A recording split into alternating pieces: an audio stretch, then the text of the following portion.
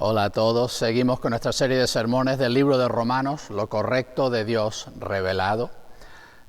Y he estado pensando en esta semana, leyendo en el libro de Hechos, en una controversia que vemos ahí en el libro de los Hechos. Cuando el apóstol Pablo y Bernabé fueron en su primer viaje misionero, llevaron consigo al sobrino de Bernabé, Juan Marcos, y él les acompañó en su primer viaje misionero, pero en la primera parada que hicieron en ese viaje, Juan Marcos abandonó la emprendedura y se regresó a casa. Ellos siguieron de allá y plantaron iglesias por toda Asia Menor. Cuando regresaron, fueron a Antioquía y ya se prepararon para salir en su segundo viaje misionero. Bernabé quería traer una segunda vez a Juan Marcos con ellos, y el apóstol Pablo se negó y dijo, no, la labor que estamos haciendo es demasiado importante y es demasiado difícil la labor misionera que estamos llevando a cabo para traer a alguien que ya nos ha demostrado que no podemos fiarnos de él, que nos va a dejar abandonados a mitad de camino. Ya lo ha hecho en el pasado, y no llegaron a ponerse de acuerdo, de tal forma que se separaron. En el segundo viaje misionero, entonces, Pablo fue con Silas y siguió adelante en su labor misionera, y Bernabé se fue con Juan Marcos, y no sabemos nada más acerca de eso, simplemente que Bernabé en ese punto se quedó con Juan Marcos. Y me gusta muchas veces hacer esta pregunta, ¿cuál de los dos tenía razón? Me gusta la pregunta, es casi como un test psicológico, porque realmente más que decirme algo de tu teología, me dice algo de tu personalidad, me dice algo de ti más que de Pablo y Bernabé. Porque hay personas que dicen, no, Pablo hizo todo lo correcto, tienes que poner la labor y el ministerio por encima de todo, y a las personas que no son fiables, pues para cosas importantes no les pone ese tipo de responsabilidad encima. Otros dicen, no, tienes que darle oportunidad a la gente que se desarrolle y tener un poco de compasión y paciencia con la gente que están aprendiendo. Y bueno, la respuesta que yo suelo dar a esa pregunta es que los dos tenían razón. A Pablo, y Pablo no lo sabe en ese momento, pero a Pablo le quedan pocos años de ministerio y realmente su labor es tan importante, y la oposición que va a enfrentar en su ministerio de plantar iglesias es tan fuerte que realmente no es un lugar para meter a una persona que está iniciándose en el ministerio y que está verde. Sin embargo, el ministerio que Dios le había encomendado a Bernabé era un ministerio de aliento. Le dieron ese nombre, Bernabé, que quiere decir hijo de consolación, precisamente porque él tenía este corazón compasivo que cuando veía a alguien rechazado y marginado, él lo acogía y lo acercaba y lo introducía en la vida de la iglesia. Es lo que él había hecho con Pablo. Cuando nadie quería nada que ver con Pablo, fue Bernabé el que fue y lo buscó. Fue Bernabé quien lo trajo a Antioquía. Y de allí salieron en el primer viaje misionero. Y ese era el ministerio que tenía Dios para Bernabé, de alentar y animar a personas. Y de hecho, los dos, Dios logró en ellos lo que él quería lograr. Con Pablo logró plantar iglesias, y las cartas que él escribió fueron de suma importancia a través de toda la historia de la iglesia. Y Bernabé, el apoyo que él le ofreció a Juan Marcos en ese momento crítico en su vida, obviamente también dio su fruto. Aunque no sabemos los detalles de eso, sí sabemos que más adelante en la vida de Pablo, él habla muy amablemente y afirmando a Juan Marcos como una persona fiable en el ministerio. Obviamente él llega a un punto en que hace buen trabajo en el ministerio, y sabemos que más adelante él se convierte en un asociado cercano del apóstol Pedro, y que basado en esa relación íntima que él tiene con Pedro es que él escribe el Evangelio de Marcos, uno de los libros del Nuevo Testamento. Así que Dios hizo lo que tenía que hacer en cada una de esas dos personas, pero hubo ese momento en sus vidas en que lo que uno veía no era lo mismo que veía el otro. Y vamos a estar hablando de eso hoy. Estas diferentes formas de ver las cosas y cómo Dios pretende que hagamos la vida en la iglesia cuando enfrentamos ese tipo de diferencias. Y he titulado el mensaje hoy, Adora en armonía. Y estamos en Romanos capítulo 14, los versículos del 1 al 9. Y si miramos la estructura de toda esta sección en la que Pablo está tratando de explicarnos cómo vivir una vida de adoración, él comienza hablando de la vida de la iglesia, de servirnos mutuamente según Dios nos ha dado dones y en humildad, servirnos y amarnos mutuamente. Habla del contexto de la iglesia y perseguir un amor sincero. Y luego pasa a hablar de cómo nos relacionamos con los gobiernos a nuestro alrededor y las autoridades que Dios ha colocado y nuestro testimonio frente a un mundo que no conoce de Cristo, la forma en que interactuamos con el mundo a nuestro alrededor, basado en nuestro conocimiento pleno de la soberanía de Dios, que Dios es realmente el que reina sobre el universo, y basado en esa confianza nos sujetamos a las autoridades y les mostramos el honor y las cosas que debemos mostrarles. Pero ahora regresa en el capítulo 14 a hablarnos otra vez de un tema de la iglesia y quizá Pablo casi llegando más cerca ya del final de su carta, quizá ha reservado entrar más directamente en este problema, aunque lleva toda la carta tratando este problema. Y es el problema de la división que sucede en la iglesia entre los creyentes judíos y los creyentes gentiles. Y él lo ha vivido desde que él llegó a la fe en Cristo. De hecho, antes de llegar a la fe en Cristo, él estaba muy enojado con los cristianos. Y en ese punto la iglesia no se había extendido a gentiles, pero él entendía que los cristianos habían pervertido la religión judía y él pensaba que tenía que perseguirlos y meterlos en cárcel y todas estas cosas. Pero en cuanto él vino a la fe en Jesús, y en cuanto a él comenzó a hacer el ministerio que Jesús le había encomendado, y Jesús cuando le llamó le dijo: te voy a enviar a los gentiles, a las naciones del mundo, no solo al pueblo judío.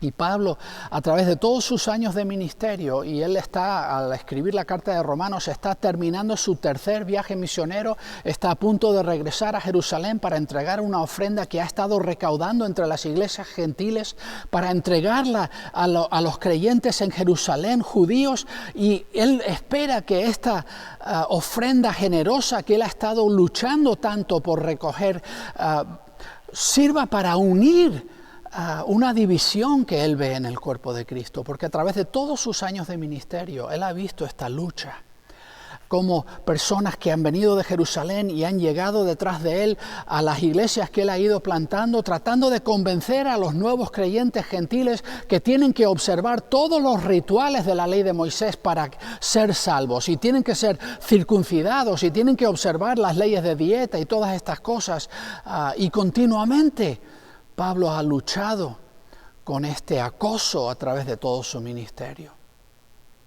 También él ha sido rechazado por los gentiles. De hecho, él acaba de terminar su tiempo en Éfeso, donde también allí se han unido los plateros, el gremio de plateros que hacían ídolos, porque se han dado cuenta de que más y más personas, por haber llegado a la fe en Jesús, ya no estaban comprando ídolos para adorar, y estaban enojados con Pablo, como que él estaba destruyendo la forma de vida gentil. Y Pablo entiende que la fe en Jesús nos saca de lo cómodo en que estábamos antes y nos introduce en algo diferente y nuevo. Y tenemos la tendencia a querer quedarnos en esos campos antiguos en los que estábamos, y a veces esos campos están enfrentados con otros en el mundo a nuestro alrededor. Pero cuando venimos a Cristo, esas divisiones deben desaparecer. Así que Pablo enfrenta en el capítulo 14 aquí este problema de división que hay en todas las iglesias. A través de todo el imperio romano, Pablo ha observado esta tensión que hay entre creyentes judíos y creyentes gentiles. Y vamos a hablar, vamos hoy a comenzar a ver lo que él tiene que decir en cuanto a esto, y no tenemos tiempo para cubrirlo todo en un sermón, pero continuaremos la semana que viene también. ¿Y qué comienza entonces? Vamos a leer los versículos del 1 al 4 en el capítulo 14. Recibid al débil en la fe, pero no para contender sobre opiniones, porque uno cree que puede comer de todo, y el débil come solo verduras. El que come no menosprecie al que no come, y el que no come no juzgue al que come, porque Dios le ha recibido. Tú ¿quién eres que juzgas al criado ajeno? Para su propio Señor está en pie o cae, pero será afirmado, porque poderoso es el Señor para afirmarle. Es curioso cómo Pablo plantea este problema y quizá invierte un poco los papeles como uno pensaría, ¿no? Primeramente dice, recibe al débil en la fe, y él describe a una persona hipotética, una persona ahí afuera que tiene fe en Jesús, pero su fe todavía no es algo firme, fuerte, es una fe que está desarrollándose todavía. Y una persona que en algunos momentos siente dificultad en confiar plenamente en el Jesús que hemos recibido por medio del Evangelio. Dice, recibe al débil en la fe. Debemos no despreciar a los que están luchando en sus primeros pasos en la fe y están tratando de asimilar esta fe, sino recibirlos y abrirles los brazos y calurosamente abrazarlos y recibirlos en nuestro círculo. Pero Pablo avisa, pero no para contender sobre opiniones. Y a veces hacemos eso, nos decimos, no, bienvenido, ven aquí, deja que te explique por qué estás equivocado. Tenemos la tendencia, ¿no?, a recibir a una persona, pero solamente para tenerlos cerca, para convencerles de que estén de acuerdo con nosotros en cómo nosotros entendemos la fe. Y Pablo dice, no hagas eso. Puede que esta persona tenga algunas formas diferentes de entender algunas cosas, pero no lo recibas simplemente para corregirle todo y para decirle, estás equivocado y aquí así es como tienes que pensar de todo y esta es la respuesta a todo. No para contender y discutir. Y tristemente, demasiadas veces en la vida de la iglesia, más que compañerismo, lo que tenemos es sesiones de discusión. En que nos enfrentamos unos a otros y tratamos de convencer al otro de pensar como nosotros. Y Pablo menciona una cosa específica, que era un punto de división fuerte entre judíos y gentiles. Uno cree que puede comer de todo. Y eso sería la posición probablemente de un gentil, porque los gentiles de toda la vida nunca habían sido criados con ninguna idea de que había ciertas comidas que no se deben comer, que hay comidas que te harían que estuvieses en una condición de inmundicia, que Dios no te recibiera por haber comido esas cosas. Los gentiles pensaban, bueno, la comida es comida, te la comes y ya está. Y cuando habían venido a la fe en Jesús, a pesar de que ellos sabían que Jesús era el Mesías del pueblo judío y que el pueblo judío tenía una dieta muy estricta basada en su ley de Moisés, les explicaron el Evangelio de tal forma que decían, ¿sabes qué? Jesús nos hizo entender que esa ley de las dietas era simbólica y que realmente lo que entra por la boca de una persona no contamina a una persona, porque el Mesías mismo lo declaró claramente. Así que no estás obligado a observar los rituales de la ley de Moisés en cuanto a la dieta. Uno entra en la fe como gentil y tiene plena certidumbre de que todo lo que hay ahí fuera puede uno comérselo sin problema. Y el débil come solo verduras. Hay una persona cuya fe es débil, cuya confianza en la suficiencia de Cristo para cubrir y suplir todo lo que falta en nosotros, esa fe está débil. Y Pablo aquí está describiendo al judío, que es curioso, uno pensaría, no, los judíos sabían tanto más de las cosas de Dios, ¿cómo vas a describir al judío como el débil? Y quizá Pablo está deliberadamente invirtiendo los papeles aquí para obligar a la gente a pensar de una forma diferente.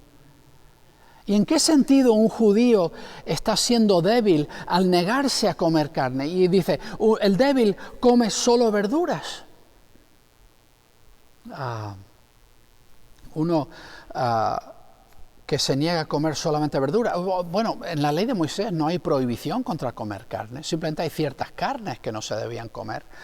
¿Por qué uno comería solamente verduras? Y bueno, quizá el ejemplo más claro que tenemos bíblicamente lo encontramos en Daniel, cuando Daniel y sus amigos fueron llevados al cautiverio en Babilonia y estaban allí entre personas no judías y ellos no sabían cómo se estaba preparando la comida que les estaban presentando, no sabían si habían drenado correctamente de sangre la carne antes de prepararla, y para evitar comer algo que no debían comer y contaminarse según los rituales de la ley de Moisés, Daniel le dijo al que estaba a cuidado de él y de sus amigos: por favor, prueba a tus siervos durante 10 días que nos den de comer solo legumbres y de beber solo agua.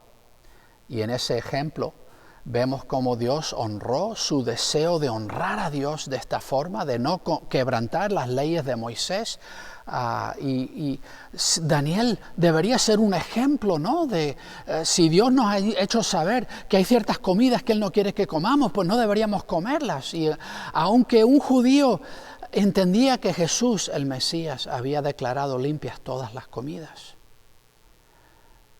y había ayudado a entender que una vez llegadas las realidades del reino de Dios, en la llegada del Mesías hay elementos de la ley simbólicos que ya pierden ese sentido porque la realidad ya ha llegado. No hace falta el símbolo si está aquí ya la cosa que simbolizaba. Y la santidad que representaba la vida del Espíritu Santo en nosotros y nuestras vidas apartadas completamente para Dios, la dieta ya no era necesario para ilustrar ese punto. Pero imagínate un judío que lleva toda la vida y le han estado enseñando desde la niñez que la única forma de mantener el favor de Dios es cumplir sus normas. Y que Dios ya ha dejado claramente que hay ciertas cosas que debemos comer y cosas que no debemos comer, y estas cosas son inmundas y no debemos tocarlas siquiera. Cuando uno viene a Cristo y desde ese trasfondo, aún habiendo puesto la fe en Jesús, no en las obras de uno mismo, aún en esa situación es muy difícil llegar al punto de fe en Jesús en que uno dice: ¿sabes qué? Da igual ya lo que coma. Jesús me recibe tal cual y Él es completamente suficiente, pero para uno que se ha criado con ese trasfondo, uno siente como que está ofendiendo a Dios, que es adoptar una actitud tan libre de como lo que me dé la gana, como lo que sea, era como despreciar las preferencias de Dios.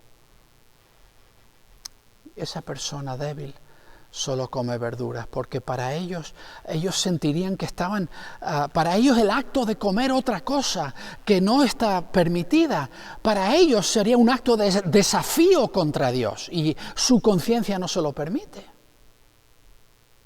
¿Qué dice Pablo entonces? Él explica, esta es la forma correcta de entenderlo, que todo el mundo entienda la verdad y todos vamos a hacer lo mismo. Todo el mundo come de todo, esa es la verdad. Pablo no dice eso. Él dice: el que come no menosprecia al que no come. Tú eres uno de los que come de todo.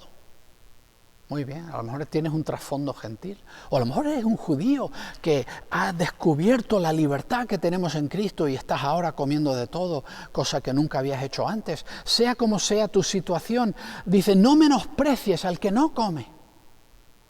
Y esto es lo que pasa cuando pensamos que hemos madurado, que estamos en una posición de conocimiento más pleno. Tenemos esa tendencia a mirar con desprecio al hermano o a la hermana que tiene una fe que nosotros consideramos inferior. Esa persona es tan reprimida y no entiende la libertad que tenemos en Cristo, tan negativa su forma de vivir la vida cristiana, con lo gozoso que podría ser, y la experiencia podría ser tanto más libre, y lo miramos con desprecio como esa persona, qué forma tan atrasada de entender el Evangelio de Cristo. Pero ¿sabes qué? Pablo dice: no menosprecies al que no come. No mires con desprecio al que tiene una visión mucho más estricta en cuanto a ciertas prácticas de la vida cristiana que tú. Y sabemos que eso pasa. Hay quien piensa que no debe bailar.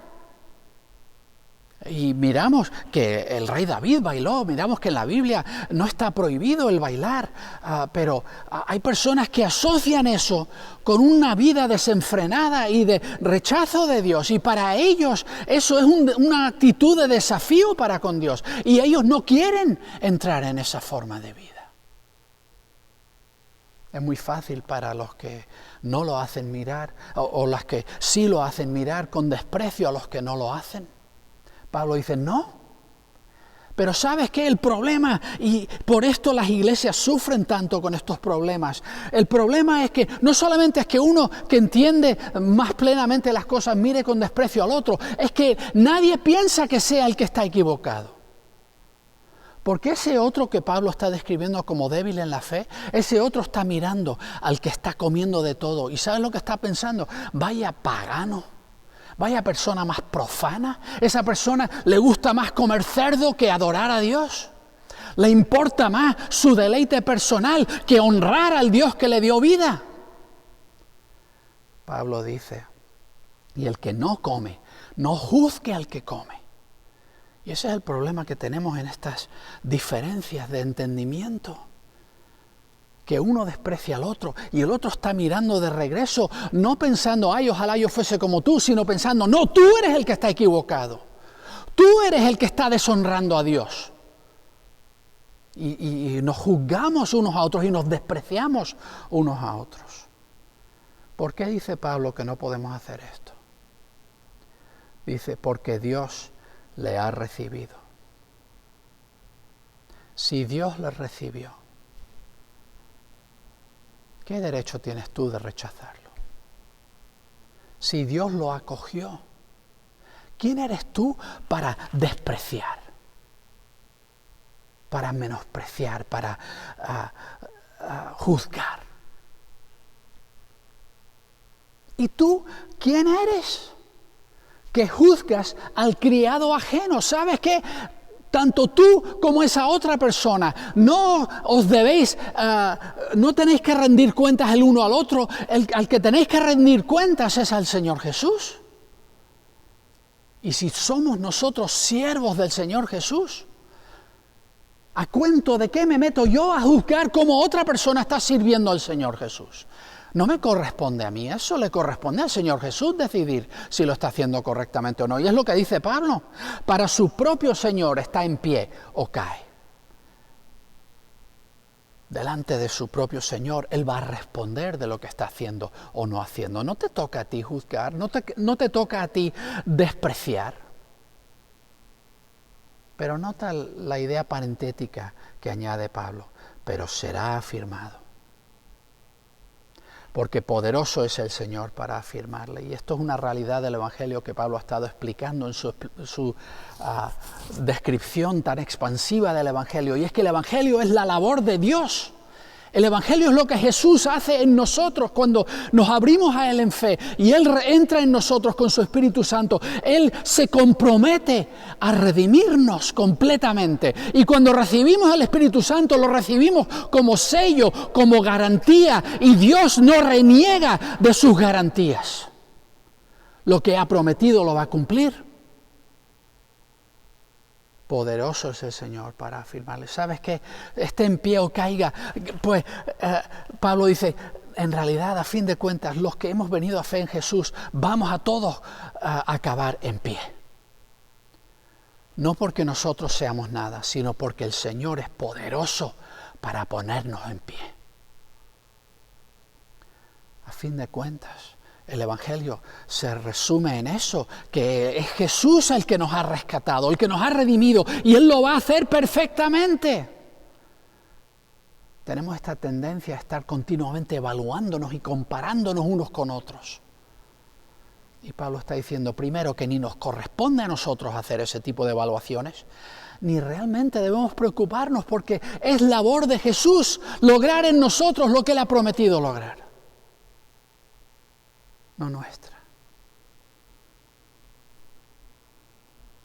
Esta división tan profunda que observamos entre judíos y gentiles, déjame dejar ver que esto llegaba hasta los más altos niveles entre los cristianos, porque aún Pablo y Pedro, dos de los pilares en el primer siglo, en la vida de la iglesia, de todas las iglesias, llegaron a estar en puntos diferentes en cuanto a esta comprensión de esta separación entre judíos y gentiles. Y aún el gran apóstol Pedro y aún Bernabé, el compañero de Pablo, cayeron en este tipo de divisiones. Y Pablo se vio obligado en una situación a corregir a Pedro públicamente. Él habla de ello en su carta a los Gálatas, el capítulo 2, los versículos del 11 al 13. Pero cuando Pedro vino a Antioquía, yo me opuse a él frente a frente, porque era reprensible, pues antes que viniesen ciertas personas de parte de Jacobo, él comía con los gentiles, pero cuando llegaron se retraía y apartaba, temiendo a los de la circuncisión. Y los otros judíos participaban con él en su simulación, de tal manera que aún Bernabé fue arrastrado por la hipocresía de ellos.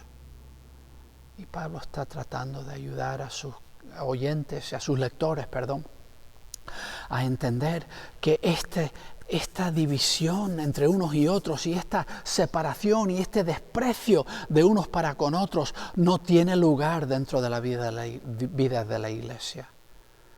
No podemos permitirlo. No podemos despreciarnos unos a otros, no podemos ponernos en posición de juzgar unos a otros en este tipo de asuntos. Tengo una pregunta de estos primeros 4 versículos. Pablo dice que la razón por la cual no podemos despreciar o juzgarnos unos a otros en asuntos de conciencia es que solo Dios tiene ese derecho. ¿Qué temas te han llevado a despreciar o juzgar a otros cristianos? ¿Y qué quiere Cristo que hagas en lugar de esto? Sigamos los versículos 5 y 6. Mientras que uno hace diferencia entre día y día, otro juzga iguales todos los días. Cada uno esté convencido en su propia mente. El que hace caso del día, para el Señor lo hace. El que come, para el Señor come, porque da gracias a Dios. Y el que no come, para el Señor no come y da gracias a Dios. Pablo aquí menciona otra situación en la que había conflicto. Los gentiles que habían venido a la fe venían de un trasfondo en que comían de todo, en un trasfondo en que ellos no observaban ninguna de las prácticas en cuanto a días sagrados que los judíos observaban. Para ellos el sábado no era nada. Y obviamente ellos no observaban cosas como la Pascua o Pentecostés o el día de expiación, ninguna de esas cosas. Y Pablo habla de esto. Y obviamente los judíos venían del trasfondo de hay una dieta muy estricta que hay que observar para honrar a Dios y para ilustrar claramente al mundo que somos santos, que le pertenecemos a Dios y honramos lo que Él nos dice. Y había ciertos festivales que todo varón judío tenía que asistir a ellos en Jerusalén cada año. Había 13 de esos, que cada varón judío tenía que presentarse y participar en esos festivales. Y obviamente el sábado cada semana estaba en los 10 mandamientos. Una de las cosas más sagradas de la práctica judía era observar el sábado. Obviamente los gentiles no tenían nada de eso. Y de hecho no tarda mucho y los cristianos han comenzado en el mundo gentil, han comenzado a reunirse no en sábado sino en domingo, y ellos lo llaman el día del Señor, porque el domingo es el día en el que el Señor Jesús resucitó de entre los muertos. Y el sábado no están observándolo como un día especial para Dios, pero el domingo sí. Así que hay diferentes formas de verlo, y Pablo dice, sí, hay algunas personas que no hacen hay personas que hacen diferencia entre día y día, que para ellos el sábado es el sábado, y cuando toca Pascua, y cuando toca Pentecostés, y el calendario judío hay que seguirlo. Y hay un valor sagrado muy profundo y muy significativo en cada una de estas celebraciones. Hay uno que hace gran diferencia entre un día y otro. Pero ¿sabes qué? Dice Pablo. Hay otras personas que juzgan iguales todos los días. Que lo importante no es el día en sí. que las cosas que representan estos días sagrados son cosas que deben ser parte de nuestra vida continua y cada día debemos honrar a Dios, no solamente 3 veces al año. Y el sábado, sí, la idea de apartar cada semana un día para Dios y consagrárselo a Dios, vale, pero a lo mejor el sábado en sí no tiene que ser ese día, a lo mejor el domingo sirve igualmente para cumplir el 4º mandamiento. ¿Qué dice Pablo entonces? Explica quién tiene razón, cuál de los dos tiene que acatarse al criterio del otro grupo. No. Dice, cada uno esté convencido en su propia mente. Pablo dice, si tú eres una persona que para ti no observar el sábado, tú sentirías que para ti, en tu caso, eso sería una actitud de desafío para con Dios, un desprecio para con Dios, entonces definitivamente no lo hagas. Estate convencido, si eso es de donde partes tú, pues quédate convencido en eso. Si tú eres una persona que lo entiende de que cada día es cada día y que Dios quiere que le dediques un día de cada semana, pero cada semana eso puede ser algo, no tiene que ser el sábado exactamente, pues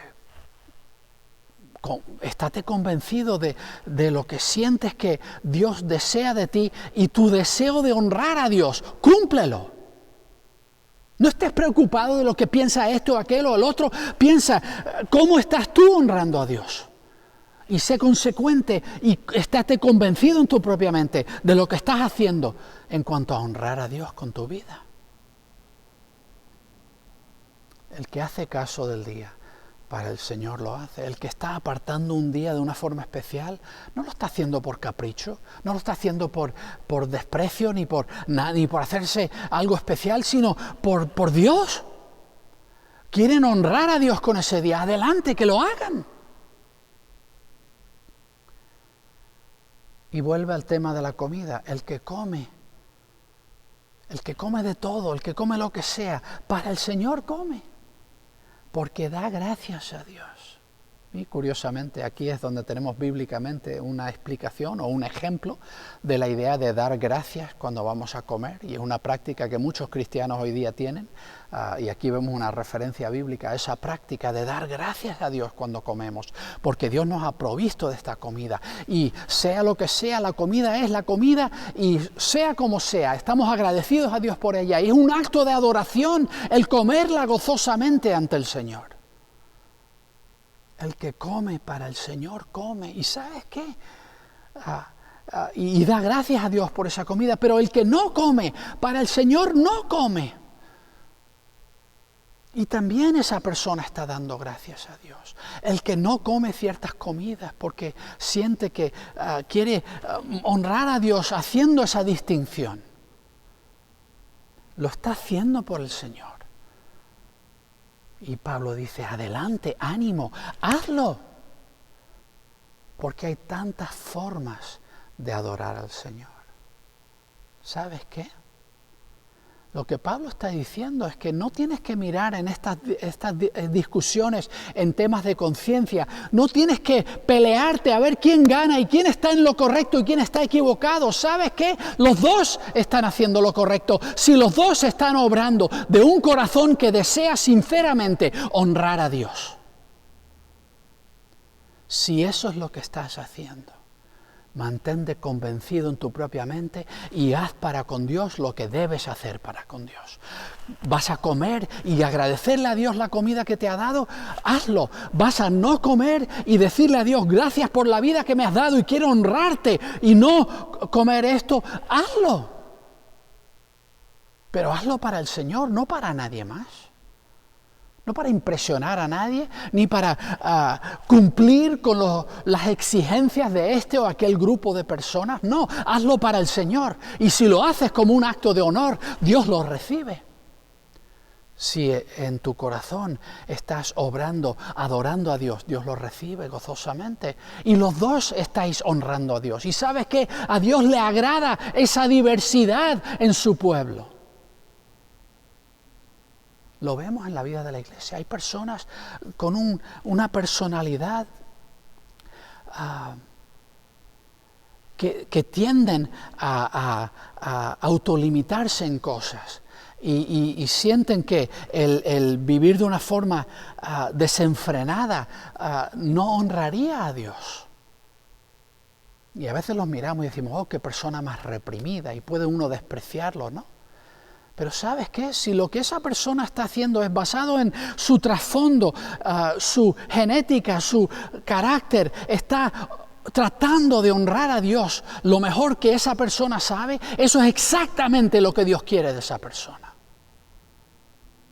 Y si tú eres una persona exuberante, que va por ahí disfrutando y celebrando todo lo bueno que Dios ha puesto delante de ti, y eres una persona que no está siempre midiendo y mirando y lo que sea, otras personas pueden mirarte y decir, esta es una persona desordenada, que no tiene cuidado ninguno con su forma de vivir, pero ¿sabes qué?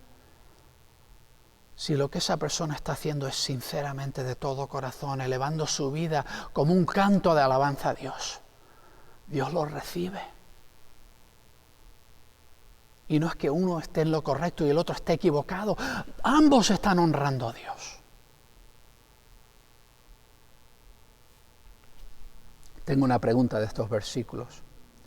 Pablo dice que nuestro primer deber es con la conciencia, y que esto puede llevarnos a conclusiones opuestas al buscar cada uno elevar nuestras vidas en sincera adoración a Dios. ¿Cómo nos ayuda la gracia de Cristo a mantener unidad cuando nuestras convicciones internas en algunos asuntos difieran? Y vamos a terminar, los versículos del 7 al 9. Porque ninguno de nosotros vive para sí, y ninguno muere para sí.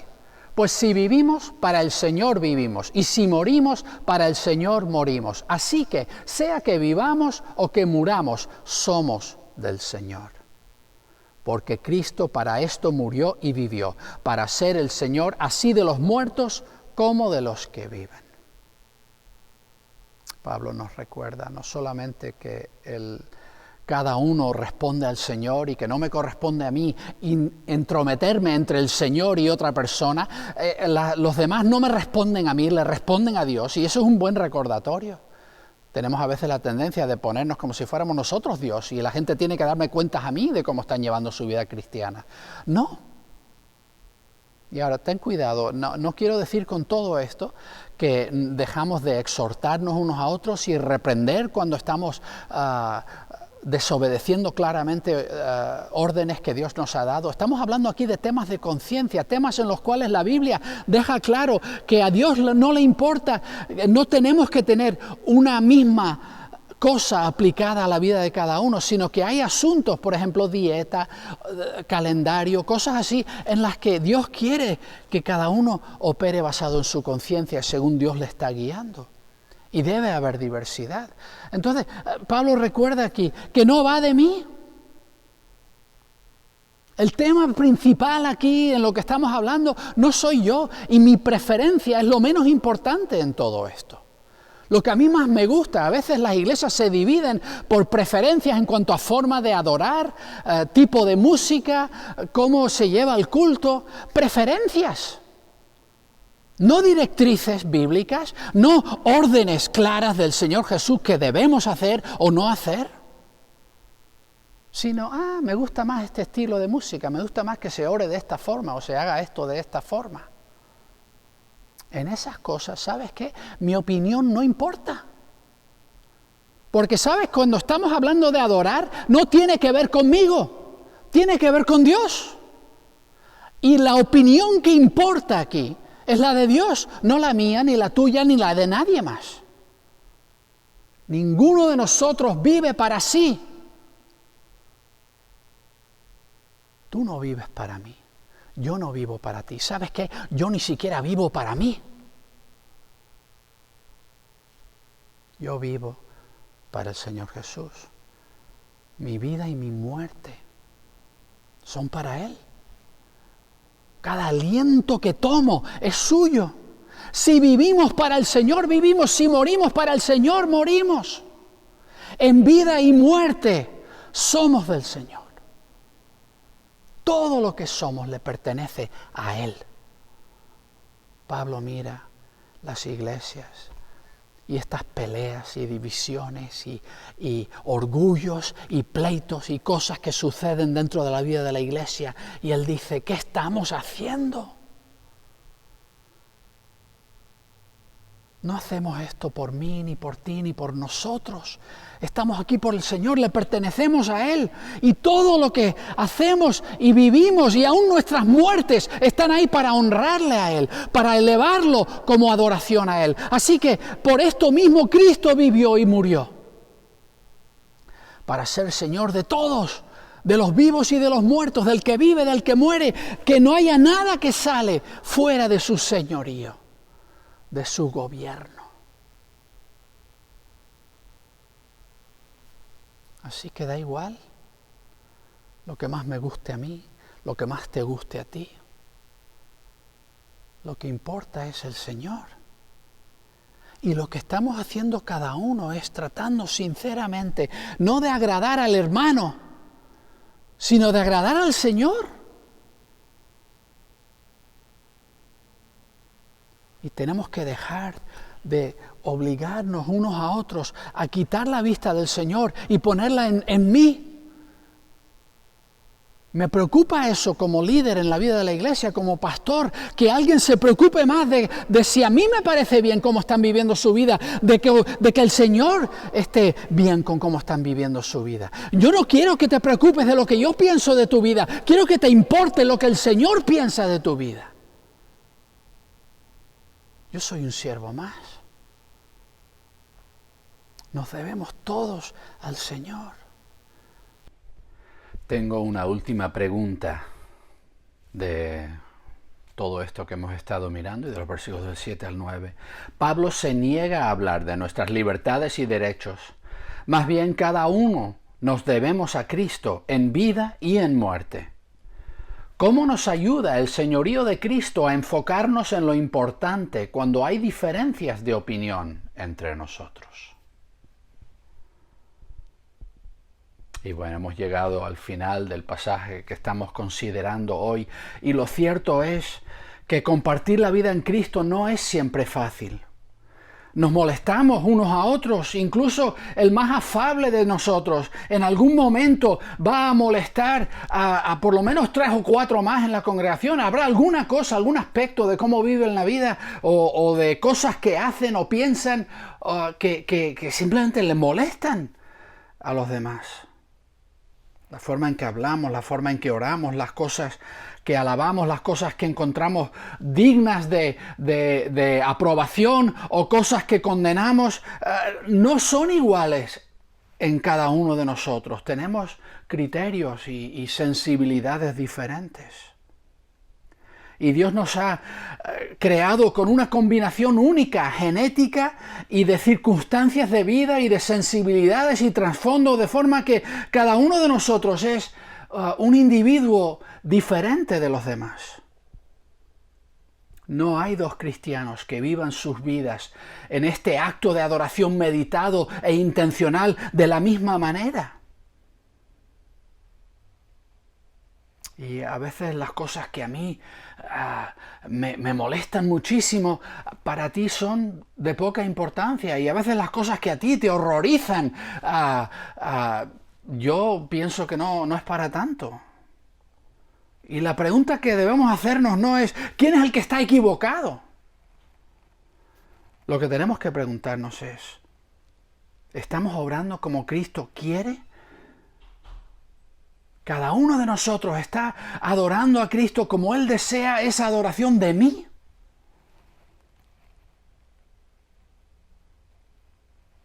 Y nuestra adoración se eleva a Dios en armonía, como Él demanda, o lo estamos haciendo en discordia,